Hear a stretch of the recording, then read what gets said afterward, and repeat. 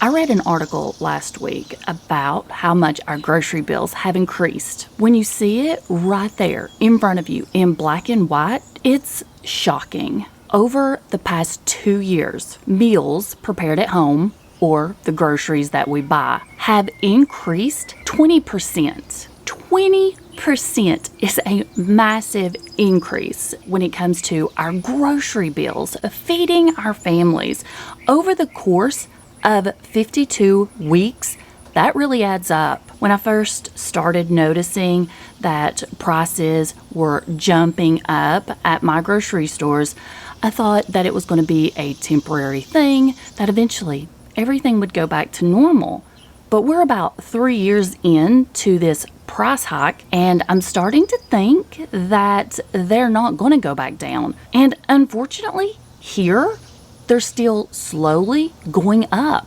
That's why I decided to do today's video. I want to go over my top tips, tricks, and hacks for saving money at the grocery store. The best part? This information is universal. It doesn't matter if you're on the standard American diet, if you're on keto or low carb, carnivore, Mediterranean, paleo, these apply to everyone. If you have a great tip that you think we all need to know about, make sure you put it down in the comments so everybody can go down there, scroll around, and read through those. You never know who you might be helping out. Okay, now let's go ahead and get started.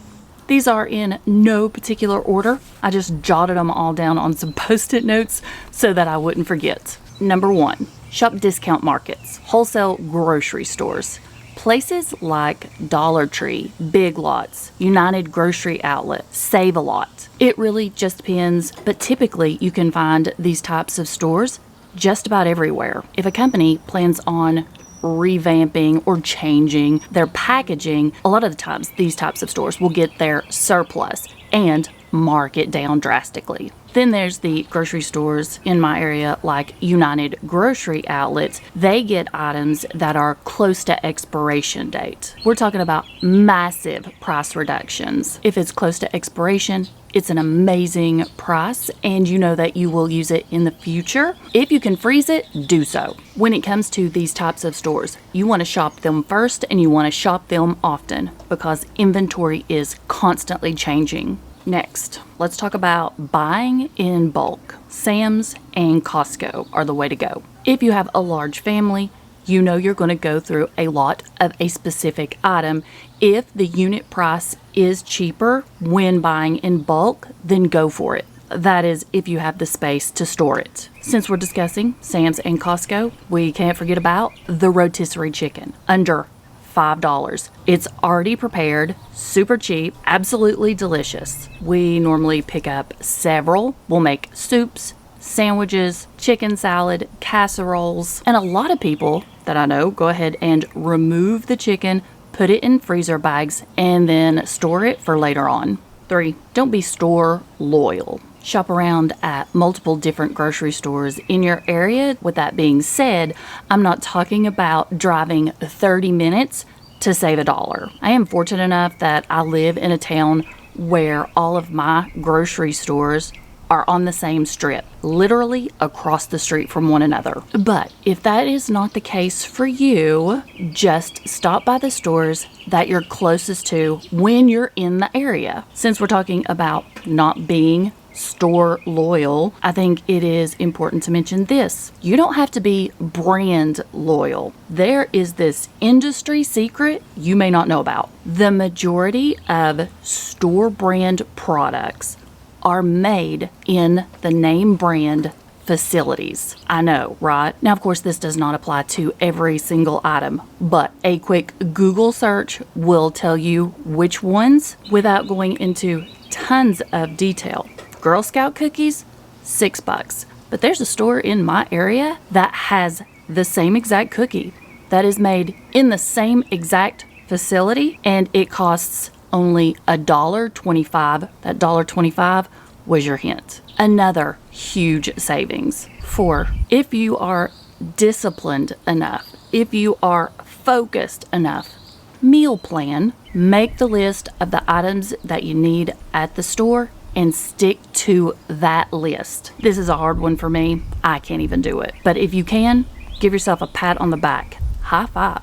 You're awesome. 5, shop the sales. Thankfully, there are entire websites dedicated to getting those sales papers out about a week in advance. So meal plan and prep around what's on sale. And since we're talking about the sales, don't forget, if you're going to a store, you are there for an item and it's already sold out, go to the customer service desk and ask for a rain check. Number 6.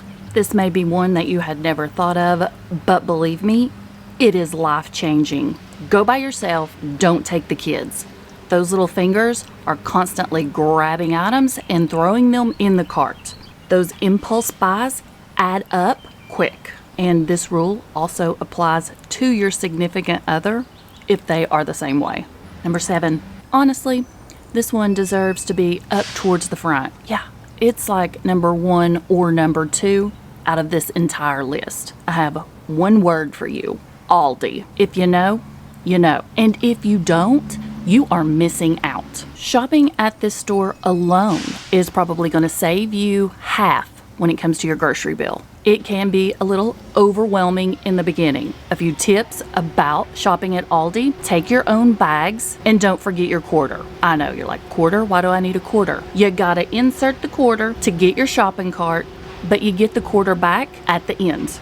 8, fresh isn't always best. Frozen and canned vegetables, if they're cheaper and they mean no waste, can be a great way to go. I have ADHD. I put fresh veggies in that bottom crisper drawer. Out of sight, out of mind. They go bad before we ever get to them. So I pick up canned or frozen the majority of the time. If you pick these up in the freezer section, they are flash frozen. With that being said, there is an exception to every rule. In my town, during the summer months, we have a farmer's market. We can get locally grown fruits and veggies. The majority of the time they are organic and in season, so we get them really cheap. If we find something we think is an amazing deal we can't live without, I will purchase it there, bring it home, get it prepared, and then freeze it myself so that it doesn't have a chance to go bad. And that brings me to yet another tip inside of a tip: buy your fruits and veggies in season. Not only are you going to be able to get those at the best price, but normally they're the best quality and they aren't being trucked in from 1,000 miles away.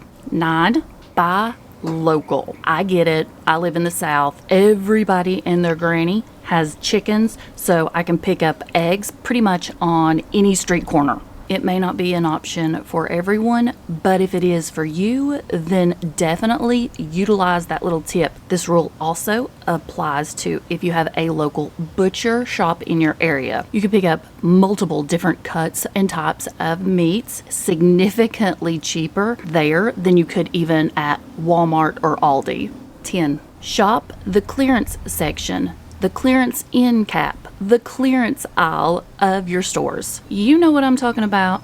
Target has little end caps everywhere with clearance products marked down. My local Walmart even has a little area in the grocery section that has a few items that are clearance. The thing about Walmart, Kroger, Publix, places like that is you have to shop up and down each and every aisle and look for those little yellow stickers that they've put on the items to mark them down. Since not every single store has a clearance aisle, it can get time consuming, but it can also be worthwhile if you're saving a ton of money on items that you love or you normally wouldn't pick up because they're so expensive. When it comes to those little stickers that are on the products, a lot of the stores do those specific markdowns at specific times, even certain days. So don't be afraid to ask. Bonus: this tip is when money is extremely tight. Reverse meal plan. What that means is shop your fridge, freezer, pantry first. Use what you got. You may only need to spend a couple of dollars at the grocery store that week. If you don't know what to make, good news, there are complete websites dedicated to getting you on track. All you have to do is type in the ingredients that you have on hand and it'll tell you what you need or what you can make with those ingredients. Super simple. I have more tips, But I think this video is already long enough. My goal for today was to give you some tips, tricks, and hacks that you hadn't heard before. Don't forget to put your favorite tip that wasn't mentioned in today's video on how to save money at the store and on your groceries down in the comments. And if you haven't subscribed yet, make sure you do that before you go, because I'd love to have you as a member of my YouTube family. And if you are looking for a more narrowed down version of keto and saving money, remember I have an entire series called Keto on a Budget. I will link that playlist for you. If you order any of your keto low carb products online, check the description box, because tons of companies have given me discount codes. That way I can share them with you and you can save money on those. Thanks for hanging out with me today, guys, and I'll see you in the next video. Bye.